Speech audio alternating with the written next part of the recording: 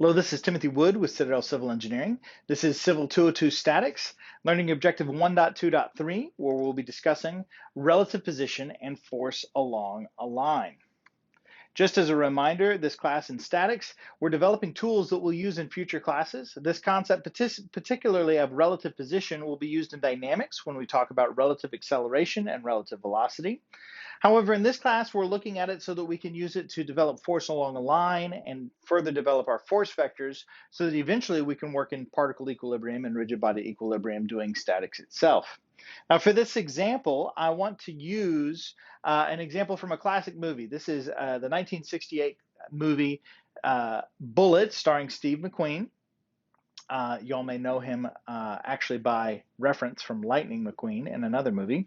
Bullitt is basically a terrible movie, but it's best known for a 10-minute car chase in the middle of it, which is the first example of a modern movie car chase. So if you like any of the Need for Speed movies, you have Bullitt to thank for it. Now, as we think about this, we're going to put ourselves in the vehicles with the heroes. So in this case, we have Steve McQueen driving a 1968 fastback Mustang. That's the green car. And he's chasing a couple of hitmen in a 1968 Dodge Charger. That's the black car in this picture. So looking at a couple of screenshots from the movie, we're gonna do what any good engineer would do, which is we're gonna start by drawing a sketch showing our mental model of this system. So to start with, I'm gonna draw the location of an initial origin where we start off tracking them, and then we're gonna have the Mustang and the Charger. So my dots clearly look a lot like cars, but that is our initial picture of these things. Now, as we think about it, we might want to keep track of where the cars are relative to where they started. So in the case of the movie, it's a hotel parking lot. That would be our origin. And we would draw a line from the origin. It's a vector, right, with a magnitude, a distance, and a direction. Now, in this case, we're simplifying it basically to 1D. But the idea is that I could come up with the position here, and I'm going to use the symbol R to indicate position, and the subscript M to indicate the Mustang. And so there's my position of the Mustang.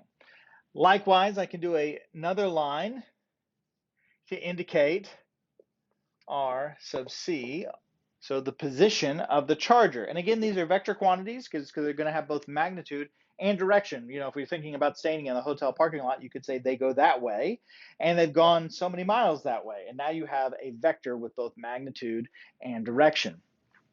Now, this is kind of fun, right? We could think about doing a movie like this where we'd have the camera in the hotel parking lot and it would be tracking the Mustang and the Charger.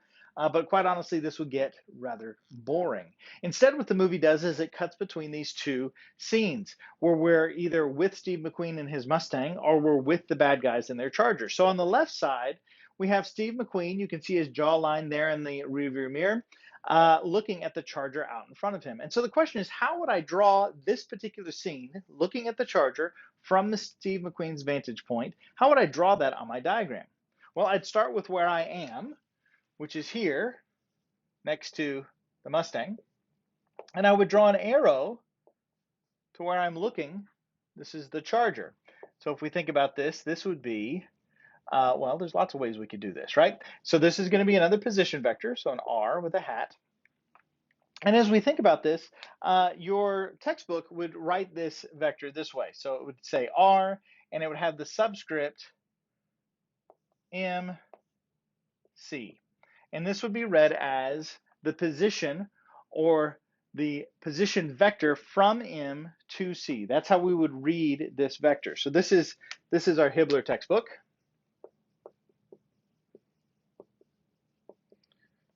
Okay, there's our Hibbler textbook. However, our FE reference handbook is going to do this a little differently. And this is the form that we'll use in dynamics, and it's the form I prefer that looks like this. So this is our FE reference handbook. And that's the one I'm going to use. And so here I'm going to have C/M. Okay, the way we'd read this is we'd say R. This is going to be the position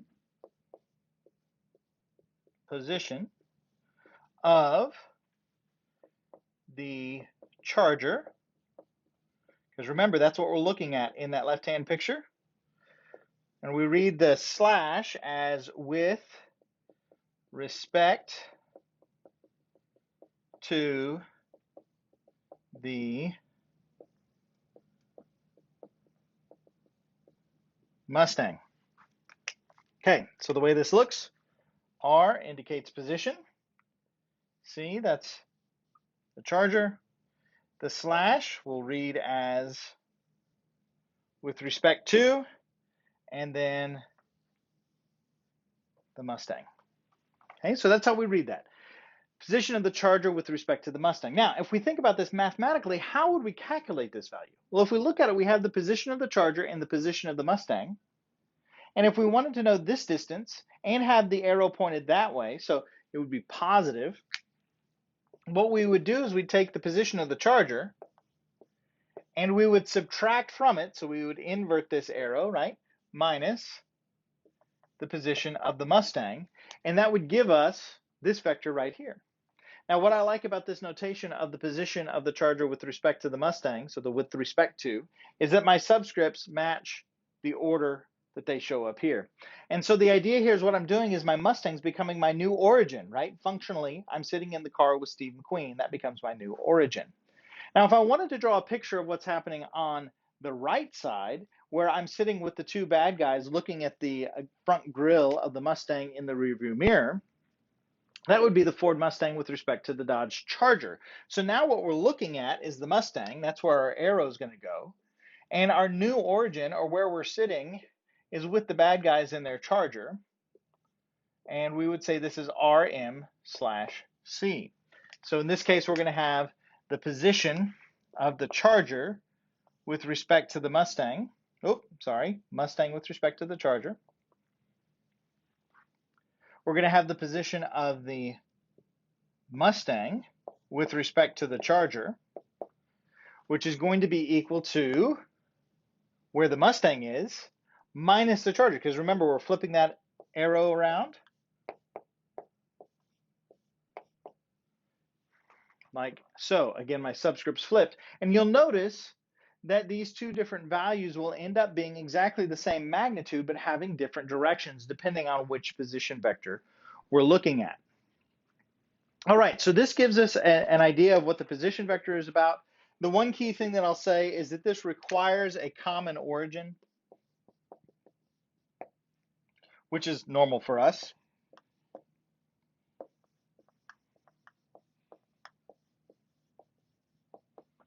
But we could end up with situations with more reference points and what have you. So this is requiring a common origin, and functionally what it's doing is it's coming up with the position between the two vectors. Now, this we basically did in 1D, but it turns out that this mathematical expression applies to 2D as well. So if I have a couple of vectors, so here's vector A and vector B, okay, I have two vectors, they have magnitude, they have direction, and I've aligned them head to tail, or sorry, tail to tail like so. So basically what I'm saying is if I put myself on a Cartesian coordinate system, there's my X, there's my Y. I have these two vectors that are mapping out from my origin here, points B and, this is A, points B and A. I can come up with a position vector of B with respect to A. So if I'm standing at A, that's my new origin, so to speak, and I'm looking at B, again, your textbook would call this from A to B. However, the FE Reference Handbook and next semester in Dynamics, we'll be calling it the position of B with respect to A. We can then mathematically calculate this. Okay, so we could come through here and we would say that the position of B with respect to A is going to be equal to the position of B minus the position of A. And, yep, that's right, B with respect to A, position of B minus the position at A. because this is our new origin. We're basically subtracting off the origin. And we've learned last time talking about addition that when we do addition, or in this case subtraction, what we'll typically do is we'll resolve the vector into its x and y and potentially z components, and then just subtract off the components. So this is going to have different components. The x component of b minus the x component of a in the I direction. I'm going to do some line wrapping now. So now I'll have the y component of b minus the y component of a, like so. And if we needed to, we could extend this to 3D, and we would have the z component in the k direction, like so. So we'd have a position vector that would map out like this. Now, so far, hopefully this is reasonably clear. I don't think the math is too bad.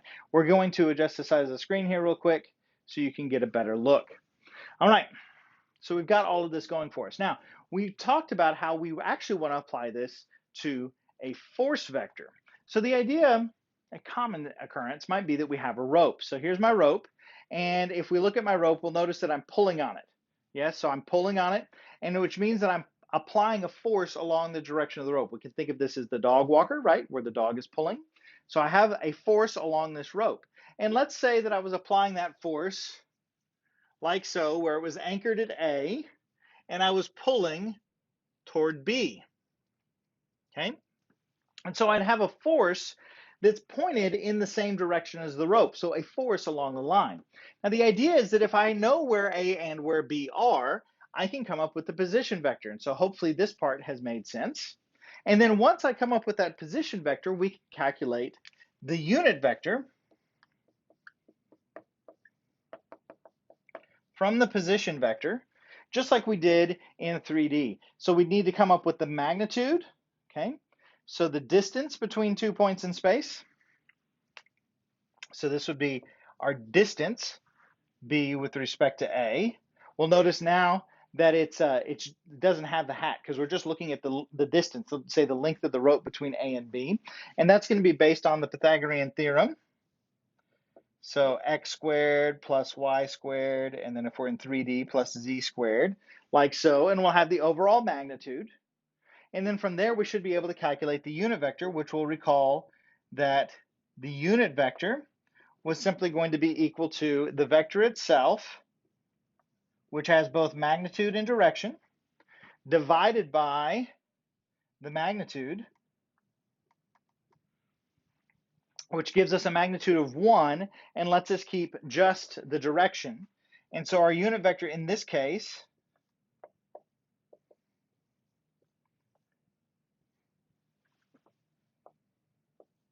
will look like so.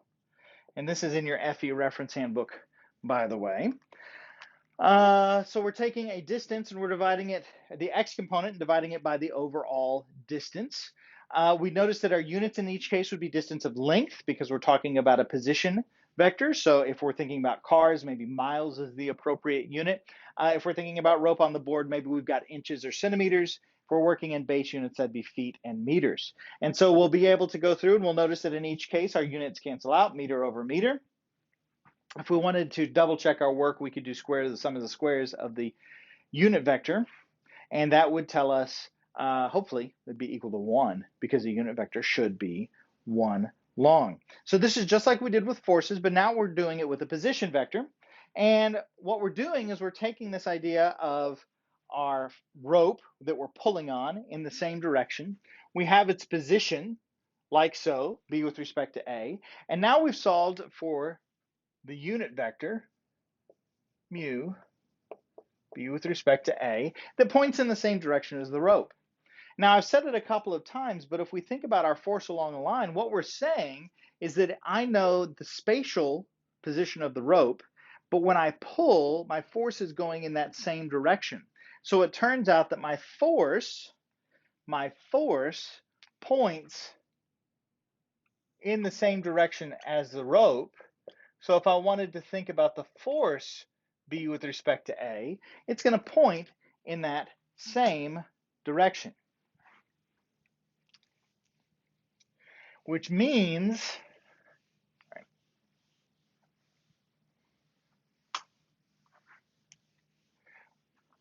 by pointing in the same direction, this force is going to have the same unit vector as our position vector itself. So ultimately, this brings us to force along a line. We've been given the line spatially, b with respect to a. We can come up with the unit vector, and then we can now express the force as having some magnitude. Maybe we know what it is, maybe we don't, maybe we've measured it with a spring scale, or maybe it's something we're solving for, times the unit vector, just like we talked about before. So this is a vector quantity that has both a magnitude and a direction. And if we wanted to be fully verbose about that, we'd say we'd have the magnitude of the force times the position vector, our force along the line, b with respect to a, divided by the overall magnitude of b with respect to a. And because we have these pieces here, the magnitude goes to 1, we still keep the direction piece, and then we have the magnitude of the force. Our units will now be units of force, so they might be newtons, they might be pounds as we go forward. So our procedure, if we're asked to calculate the force along a line, like you will be asked to do in your homework and potentially on an exam, would be first to solve for the position vector. We want to first solve for the position vector. So in this case, if we said RB with respect to A, that's our position of B with respect to A. It's going to be just the position of B minus the position of A, like so. Our second step is going to be to solve for the unit vector. So mu B with respect to A equal to the position vector, or the relative position of B with respect to A, divided by the distance between B and A. So in each case, what I'm doing is I'm writing an equation, but remember, this is all shorthand. This is shorthand for a sentence. It's a statement, a true statement. The position of B with respect to A is equal to the position of B minus the position of A. If you're not used to reading sentences, variable names that way, that might be a helpful practice. The unit vector of B with respect to A, so the directional piece, is going to be equal to the position of B with respect to A divided by the magnitude of the position, or the distance between B and A. And then once I have that unit vector, I can solve for my force vector as the magnitude of the force, which points in the same direction as my line. And often cases, what we'll have, for example, in one of our homeworks on equilibrium, you will have the ability to solve for everything in the unit vector, and then your position vector, the force, the magnitude of the force becomes the thing you're solving for. So we'll have all of our direction pieces. So this is force along a line, and I look forward to working an example with you in class. Thank you.